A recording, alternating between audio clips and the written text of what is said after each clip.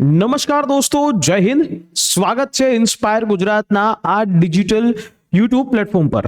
દોસ્તો, આપણે ઘણીવાર પાકિસ્તાન અને ભારત વિશે ચર્ચાઓ કરી, પરંતુ અત્યારે હાલમાં એક ડેવલપમેન્ટ એવું આવી રહ્યું છે કે જેની અંદર બાંગ્લાદેશ સાથે હવે ભારત એ પોતાનો હિસાબ લઈ રહ્યું છે. બાંગ્લાદેશ જે છે, જ્યારે પહેલગામ હુમલો થયો એની પહેલા ચાઇના પાસે જઈ અને ભારતનું નોર્થ ઈસ્ટ એટલે કે ઉત્તર પૂર્વ ભારત, સેવન સિસ્ટરની એ જગ્યા એ ચાઇનાને લઈ લેવા માટેની વાત કરે છે. તો એવામાં હવે સમય થઈ ગયો છે ભારતનો જવાબ દેવાનો. તો ભારતની અંદર જેટલા પણ બાંગ્લાદેશીઓ છે, પહેલગામ હુમલા બાદ આપણા ભારતની અંદર તમામ રાજ્યોની અંદર જે લોકો ઇલીગલી રીતે, ગેરકાનૂની રીતે ભારતમાં રહેતા હતા, એ બધાનું એક સર્ચ ઓપરેશન થયું. ગુજરાતની અંદર પણ આ પ્રકારનું સર્ચ ઓપરેશન થયું. અમદાવાદમાં ચાંડોળા તળાવ આસપાસ જે લોકો ઇલીગલી રીતે, ખોટી રીતે દબાણ કરીને બેઠા હતા અને ઘણા બધા એવા બાંગ્લાદેશીઓ છે એ ત્યાં રહેતા હતા, આ બધાને એ પકડી લેવામાં આવ્યા. તમારા શહેરોની અંદર પણ આ જ પ્રકારનું ચેકિંગ છે એ થયું. અને આવી રીતે બાંગ્લાદેશના જે લોકો ભારતની અંદર ખોટી રીતે, ગેરકાનૂની રીતે એ અહીંયા રહી રહ્યા હતા, એ બધા ઉપર એક સાથે તવાઈ કરી. એનું રીઝન શું? એનું રીઝન એ જ છે કે બાંગ્લાદેશનું સ્પષ્ટપણે ભારત વિરોધી વલણ છે એ થઈ રહ્યું છે. અને ભારતની વિરુદ્ધમાં આ એવો દીકરો છે કે જે દીકરાને બનાવ્યો ભારતે, પરંતુ આજે એ દીકરો ભારત વિરુદ્ધ જ એ તમામ જગ્યાએ વાતો કરી રહ્યો છે. તો વધારે આખી ડિટેલમાં વાત કરીએ, પરંતુ ખાસ આ પ્રકારના વિડીયોઝ એ તમે રેગ્યુલરલી ઈચ્છતા હોય અને તમારા નોલેજની અંદર ચોક્કસથી વધારો થયો હોય તો નીચે સબસ્ક્રાઇબનું જે બટન છે એ દબાવી દેજો અને લાઇક નામનું બટન છે એને પણ પ્રેસ કરી અને અમને તમારો ભરપૂર પ્રેમ છે એ વરસાવજો.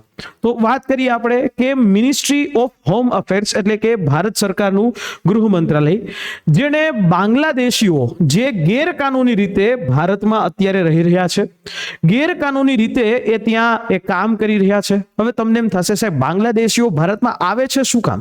તો ભાઈ, બાંગ્લાદેશીઓ છે, બાંગ્લાદેશની ઇકોનોમીની અંદર અત્યારે એવી સિચ્યુએશન છે કે ત્યાં 2% ભોજન, 2% ખાવાનું મળવું પણ મુશ્કેલ છે. અને બાંગ્લાદેશની અંદર હાલ પણ જે સરકાર છે એ સરકાર ઇન્ટ્રીમ ગવર્મેન્ટ છે, એટલે કે વચગાળાની સરકાર છે. આ વચગાળાની સરકારની અંદર પણ ઘણા બધા એ માઇનોરિટીઝ એટલે કે જેઓ હિન્દુઓ છે, જે માઇનોરિટીઝ છે, એમની હત્યાઓ થઈ, એમના બળાત્કારો થયા. એટલે બાંગ્લાદેશ હાલ એ સેફ નથી. આની પહેલા પણ એ જ હતું કે બાંગ્લાદેશની અંદર એટલા નોકરીના કે એ કમાવાના સ્કોપ નહોતા.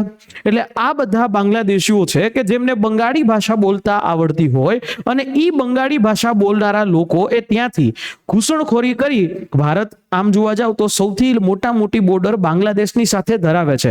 4026 કિલોમીટર જેવી બોર્ડર છે ભારતના ટોટલ 7 દેશો સાથેની જે સરહદોની અંદર બાંગ્લાદેશ સાથે એ આપણે દરિયાઈ સરહદ પણ ધરાવીએ અને સાથે જમીની સરહદ પણ ધરાવીએ. બાંગ્લાદેશની સાથે પશ્ચિમ બંગાળ જે સૌથી લાંબુ છે એ સરહદ ધરાવે. તો આ બધી વસ્તુ, આ કન્ડિશનને જોતા એ બાંગ્લાદેશીઓ લોકો એ સીધા પશ્ચિમ બંગાળના રસ્તે અથવા તો આસામના રસ્તે એ ભારતની અંદર એન્ટ્રી કરી લે છે અને ત્યાંથી એ ભારતના અલગ અલગ રાજ્યોની અંદર મજૂરી કરવા માટે એ જાય છે.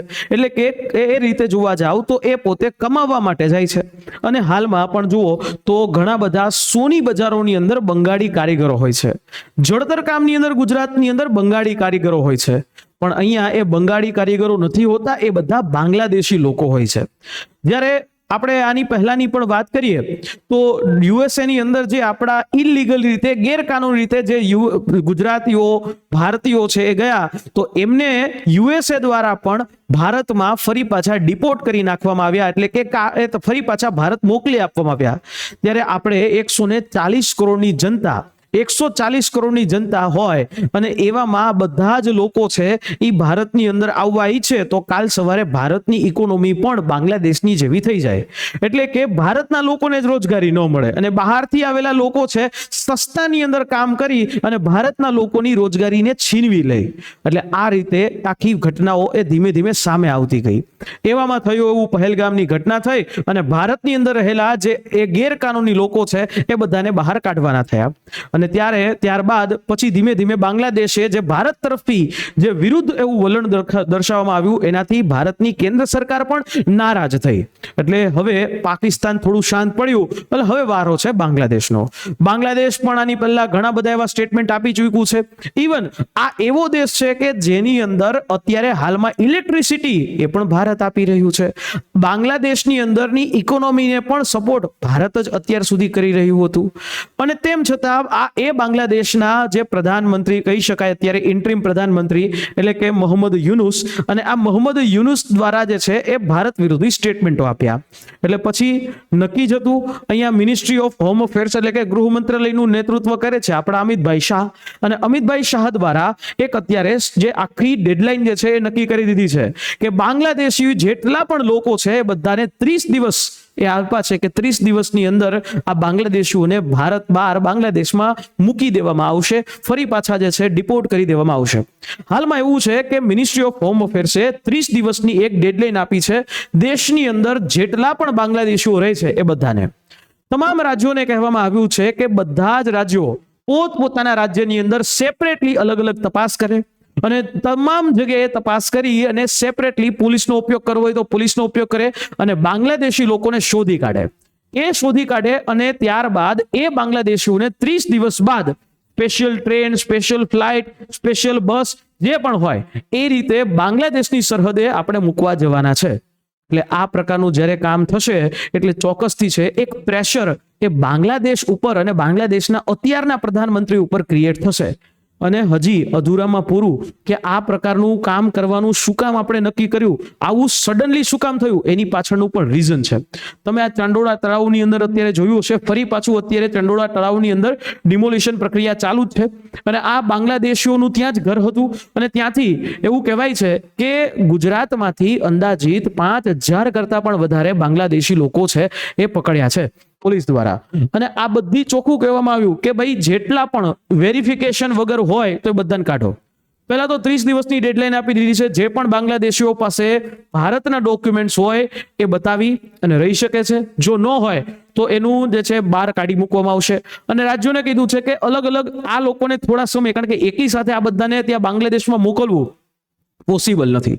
હવે એકી સાથે મોકલવું પોસિબલ નથી તો તમે રાજ્યની અંદર અલગ અલગ જિલ્લા વાઇઝ ડિટેન્શન સેન્ટર બનાવો કે જ્યાં એ લોકોને રાખી શકાય અને એની સ્પષ્ટપણે સુરક્ષા જે છે કરવાની છે.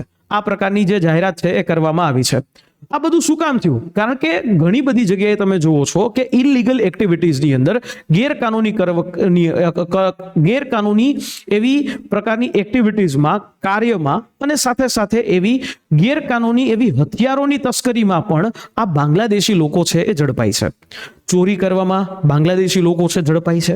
આ બધી વસ્તુઓની સામે ક્રાઇમ રેટ છે વધી જાય છે, લોકોને મારી નાખવામાં આવે છે, એમાં પણ ઘણા બધા અવાજ જે લોકો છે એ પકડાય છે અને ત્યારે આ પ્રકારે આ કામ કરવું પડે છે. અધૂરામાં પૂરું અત્યારનું નવું ડેવલપમેન્ટ. હવે બાંગ્લાદેશ છે એ તાજેતરમાં તમને ખ્યાલ હશે કે ચાઇના પાસે ગયું હતું. બાંગ્લાદેશે ચાઇના પાસે જઈ અને $2.1 બિલિયન લોન મેળવી અને ત્યારે બાંગ્લાદેશે એક વાત કરી ચાઇનાને આમંત્રણ આપ્યું અને એ ચાઇનાને આમંત્રણ આપ્યું કે આ જે લોન છે એના થોડોક પૈસા છે અમે એ બાંગ્લાદેશના 8 એરપોર્ટ એને ડેવલપ કરવા માટે વાપરવાના છીએ. આ 8 એરપોર્ટ જે બ્રિટિશરોના સમયમાં બનાવવામાં આવ્યા હતા, વર્લ્ડ વોર 2 ના સમયમાં. અને તેમાંનું એક એરપોર્ટ છે લા મનીરહાટ એરબેઝ. આ જે લા મનીરહાટ એરબેઝ છે, આ લા મનીરહાટ એરબેઝની ઉપયોગિતા શું છે? સૌથી પહેલા તો આ ઈ જગ્યા છે કે જ્યાં ચાઇનાને આ એરપોર્ટ ઉપર એ નવો એરપોર્ટ બનાવવા માટે એ આપી રહ્યું છે બાંગ્લાદેશ. હવે તમે વિચારો, અહીંયા આ આખું બાંગ્લાદેશ સ્ટ્રેટેજિકલ રીતે તમે જોવા જાઓ તો આ આપણું ભારત અહીંયા છે અને ભારતથી આ નોર્થ ઈસ્ટ ઉપર જવા માટેનો એક રસ્તો અને ઈ છે આ ચિકન નેક. જો કોઈ પણ દેશ આ જગ્યા ઉપર કબજો કરી લે તો એના દ્વારા આખું ઉત્તર ભારત કબજો થઈ શકે એમ છે સ્ટ્રેટેજિકલી. હવે જો અહીંયા ચાઇના પોતાનું એરવેઝ બનાવે તો જેવી રીતે પાકિસ્તાન આપણને એટેક કર્યો એવી રીતે કાલ સવારે આ 1, 2 ને 3 જગ્યાનું આખું કંટ્રોલિંગ અહીંયાથી થઈ શકે એમ છે. તમે સાંભળ્યું હશે 2 દિવસ પહેલા જ આપણે તીસ્તા પ્રહાર નામની એક અભ્યાસ કર્યો છે અને એ અભ્યાસ કરીને પણ આપણે એ જ દર્શાવ્યું છે કે ભાઈ સડી સંચો નહીં કરવાનો. બરાબર છે. હવે આ રીતે તમે જોવા જાઓ તો ચિકન નેક થી ખાલી 100 આમ જોવા જાઓ ચિકન નેક થી 135 કિલોમીટર દૂર છે આ એરબેઝ અને ભારતની સરહદથી માત્ર 15 કિલોમીટરના અંતરે. એટલે કે ત્યાં જો એરબેઝ બને તો કાલ સવારે મિસાઇલો અને ઇવન કે પ્લેનો ત્યાં ચાઇનાના ત્યાં રહે અને એનાથી સૌથી મોટું આપણી સિક્યોરિટી ઉપર જે છે પ્રશ્ન ઊભા થાય. અને ચાઇનાને તો જોતું તો એવું જડી ગયા છે. ચાઇનાને ભારતની અંદર પ્રવેશ કરવા માટેની છૂટ મળી જશે અને એને તો ચાઇના એવું છે કે એને તો આખું એ ઉત્તર પૂર્વ ભારત જોઈએ છે. હવે આની પાસે અત્યારે હાલમાં પૈસા નથી એટલે આ રીતે એ ભારતને એ ચુનૌતી એટલે કે ચેલેન્જ આપી રહ્યું છે. અને આવી જ રીતે આની પહેલા પણ ભારતને ચેલેન્જ આપવાની વાત કરી છે. ખુદ ત્યાંના એ પ્રધાનમંત્રીના સલાહકાર પ્રધાનમંત્રીના એક અંગત એવા સલાહકાર દ્વારા જે એને ફરઝીર ઉર રહેમાને પણ આવી વાત કરી હતી. બરાબર. આ એના અંગત સલાહકારે પણ આ જ પ્રકારે ચિકન નેકનો ભાગ લઈ લેવાની વાત કરી હતી. બાંગ્લાદેશ જે છે એવું ઈચ્છી રહ્યું છે કે જો આ આખો ભાગ છે એ બાંગ્લાદેશની અંદર આવી જાય તો આ પ્રકારની વાતો એ બાંગ્લાદેશના પ્રધાનમંત્રી ચાઇનામાં જઈને કરી આવ્યા છે. અને આ જ રીતે કારણ કે અત્યારે હાલમાં શું છે કે બાંગ્લાદેશની અંદર પાણીનો કંટ્રોલ પણ ભારતનો છે. બાંગ્લાદેશની અંદર ટ્રેડ એટલે કે વેપારનો કંટ્રોલ પણ ભારતનો છે અને બાંગ્લાદેશની અંદર બધી જ વસ્તુનો અંદર ભારતની સમાવેશ જે છે એ છે. અને એટલે હવે આ બાંગ્લાદેશ એ થોડુંક ખીજાઈ ગયું છે કારણ કે શેખ હસીના એ સૌથી પહેલા જ્યારે 2024માં છેલ્લા વર્ષની અંદર 5 ઓગસ્ટના રોજ બાંગ્લાદેશની અંદર જે ઘટના બની એના પછી બાંગ્લાદેશના પ્રધાનમંત્રી જે કહેવાય શેખ હસીના એણે ભારત તરફ જે છે એ આવ્યા અને ભારતની અંદર એમને રાખવામાં પણ આવ્યા. એટલે એ એટલા માટે રાખવામાં આવ્યા કે ભારતમાં જ એની છોકરી છે. પણ હવે આનો મતલબ કંઈક અલગ છે. બાંગ્લાદેશના એ લોકો અને બાંગ્લાદેશની અત્યારની ગવર્મેન્ટ શેખ હસીનાને ભારતને સોંપી દેવા માટે એટલે કે બાંગ્લાદેશને સોંપી દેવા માટે એ કહી રહી છે પણ આ વસ્તુ શક્ય નથી. એટલે આ જ રીતે આ મોહમ્મદ યુનુસ છે એ ચાઇનામાં જઈ અને એના ખોળે જઈને બેસી જાય છે. એટલે આનો મતલબ સીધો એ થાય કે આવનારા સમયમાં હજી પણ ભારત સરકાર સખ્તી એ ચોક્કસથી કરી શકે છે. બાંગ્લાદેશને અત્યારે તો આપણે વાત કરીએ તો આમ જોવા જાવ તો બાંગ્લાદેશને આપણે હમણાં જ એક એડવાઇઝરી જાહેર કરી અને બાંગ્લાદેશ છે ત્યાં એનાથી આવતું જે કાપડ છે અને એ અલગ અલગ વસ્તુ છે એક્સપોર્ટ છે એ બાંગ્લાદેશ દ્વારા જે ભારતમાં પેલા બાય લેન્ડ આવતો હતો હવે એને સીધો કાં તો જવાહરલાલ નહેરુ પોર્ટથી અથવા તો કોલકાતાનો જે પોર્ટ છે એનાથી લઈ આવવાની વાત કરી છે. લેન્ડથી નહીં આવે. હવે આવું લેન્ડથી નહીં આવે તો શું થશે તો બાંગ્લાદેશના જે પ્રોડક્ટ છે બાંગ્લાદેશ પોતાની વસ્તુ જે ભારતમાં વેચે છે એમાં 1000 કરોડ રૂપિયાનું નુકસાન થશે. એટલે 1000 કરોડનું નુકસાન કરી એને સંદેશો આપ્યો. બીજી વાત આ જ પ્રકારે બાંગ્લાદેશના લોકોને બાંગ્લાદેશ મોકલીને ફરી પાછો ભારતે એક સંદેશો આપ્યો છે કે સમજી જાઓ, સુધરી જાઓ. બાકી જે છે હજી પણ સખ્તી છે એ આ જેવી પાકિસ્તાન સાથે થઈ એવી અહીંયા થઈ શકે છે. તમારી આસપાસ પણ કોઈ બાંગ્લાદેશી લોકો જે બંગાળી થઈને રહે છે એનાથી સતર્ક રહેજો. બરાબર. અને જો એવા જ પ્રકારની કોઈ ગેરકાનૂની લોકો તમારી આસપાસ રહે છે તો એની માહિતી તમારા પોલીસ સ્ટેશન ઉપર નજીકના પોલીસ સ્ટેશન છે એને પહોંચાડો. હજી પણ આ જ પ્રકારની કાર્યવાહી છે એ થઈ શકે એમ છે. હવે બાંગ્લાદેશની અંદર એક બીજો પ્રશ્ન છે રોહિંગ્યા મુસ્લિમોનો. રોહિંગ્યા કોણ છે એના ઉપર એક નાનકડી ચર્ચા કરી લઈએ. રોહિંગ્યા મુસ્લિમો છે એનો મૂળ છે એ રખાઇન સ્ટેટ મ્યાનમારની અંદર એ 15મી સદીની અંદરના મુસલમાનો એ ત્યારથી છે અને બ્રિટિશ વર્લ્ડ વોર વખતે પણ એ ત્યાં હતા. મ્યાનમાર એટલે કે બૌદ્ધ ધર્મ પાળનારો દેશ. મ્યાનમારના લોકો ખુદ જે બૌદ્ધ ધર્મમાં માનવાવાળા છે ઇવન કે મ્યાનમારની સરકારે પણ આ લોકોને આતંકવાદી જાહેર કર્યા છે. આતંકવાદી જાહેર કર્યા અને એના ઉપર જે અત્યાચારો થયા, બળાત્કાર થયા અને મારી નાખવામાં આવ્યા અને આ બધી ઘટનાઓ બની. એટલે એ લોકો છે કાં તો એ ભારત એટલે કે ઉત્તર પૂર્વ ભારતની અંદર અને કાં તો બાંગ્લાદેશની અંદર એ જતા રહ્યા. બાંગ્લાદેશની અંદર ઓલરેડી ગરીબી હતી અને ઉલટાનું અહીંયા વસ્તીમાં વધારો થયો. એટલે વસ્તીમાં વધારો થયો અને એને કારણે લોકો છે એ બાંગ્લાદેશની અંદર મિક્સ થયા, જેથી બાંગ્લાદેશને પણ નુકસાન થયું. આમાંથી ઘણા બધા એવા જે રોહિંગ્યા મુસ્લિમો ભારત તરફથી પણ આવ્યા. હવે આ એવા લોકો છે મુસ્લિમ, પરંતુ એવા લોકો છે કે જેમની પાસે કમાવાનો કોઈ સ્ત્રોત નથી, જેમને કોઈ રાખવા તૈયાર નથી. એ લોકો જો ભારતની અંદર આવે છે તો ભારતમાં બીજો કોઈ ધંધો કરે છે, પણ આ બધા જ લોકો ગેરકાનૂની રીતે ભારતમાં ઘૂસે છે. હવે આ લોકોનો ઉપયોગ આતંકીઓ કરી રહ્યા છે. આતંકીઓ માનવ બોમ્બ તરીકે, જિહાદ કરવા માટે ઉપયોગ એ કરી રહ્યા છે. એટલે બાંગ્લાદેશની અંદર આ પણ પ્રશ્ન અત્યારે હાલમાં છે રોહિંગ્યા મુસ્લિમોનો. જે રોહિંગ્યા મુસ્લિમોનું અંદર કહેવાય છે કે સૌથી મોટા સંખ્યામાં બાંગ્લાદેશની અંદર જે કોક્સ બજાર છે ચિત્તગોંગની અંદર, એની અંદર સૌથી મોટી વસ્તી બાંગ્લાદેશની અંદર એ રોહિંગ્યા મુસ્લિમોની છે. એટલે બાંગ્લાદેશની અંદર આમ જોવા જાવ તો ઇકોનોમી 0 લેવલ ઉપર છે. એક સમય હતો શેખ હસીનાના સમયમાં બાંગ્લાદેશની ઇકોનોમી ભારત સાથે એ રહી હતી. બાંગ્લાદેશની અંદર ઇલેક્ટ્રિસિટી, ઇકોનોમી, યાન અને ઓઇલ એટલે કે પેટ્રોલ ડીઝલ બધું જ ભારત આપી રહ્યું છે. પણ તેમ છતાં આ ચાઇનાના ખોળે જઈને બેઠું છે.